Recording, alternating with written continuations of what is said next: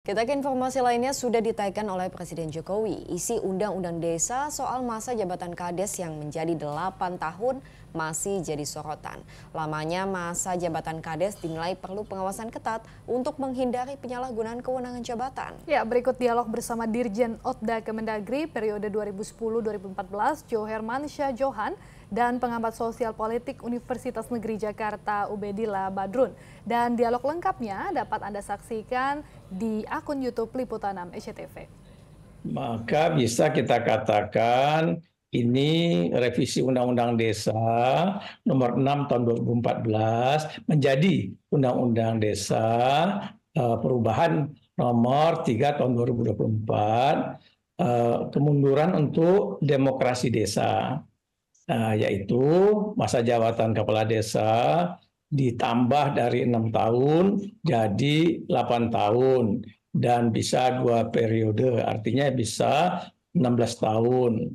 Nah, masa jabatan yang 8 tahun itu keluar dari pakem ya, standar jabatan lama jabatan kepala pemerintahan itu 4 tahun, 5 tahun, 6 tahun. Tapi kalau 8 tahun itu kelamaan ya, dan potensi penyimpangan dengan masa jabatan yang lama itu juga akan lebih besar ya.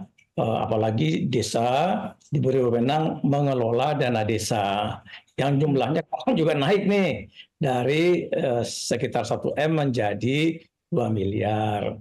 Dan belum ada perbaikan pada sistem pengawasan dana desa, belum ada perbaikan pada tingkat kapasitas aparat desa dalam mengelola dana desa. Dengan masa jabatan yang lama, panjang, Kades itu, maka saya khawatir nih perilaku koruptif para Kades itu akan meningkat dan demokrasi di desa juga akan terganggu. Mengapa? Karena masa jabatan yang lama itu menutup sirkulasi kepala desa yang akan naik. Nah, umumnya kalau masa jabatan lama, nanti dia sudah powerful, lalu kemudian dengan lamanya menjabat itu dia akan bisa terpilih lagi dan bisa 2 periode, lalu kemudian nanti penggantinya bisa keluarganya, kerabatnya, anaknya. Nah, itu juga membahayakan demokrasi. Jadi akan muncul nepotisme di tingkat desa secara masif nantinya.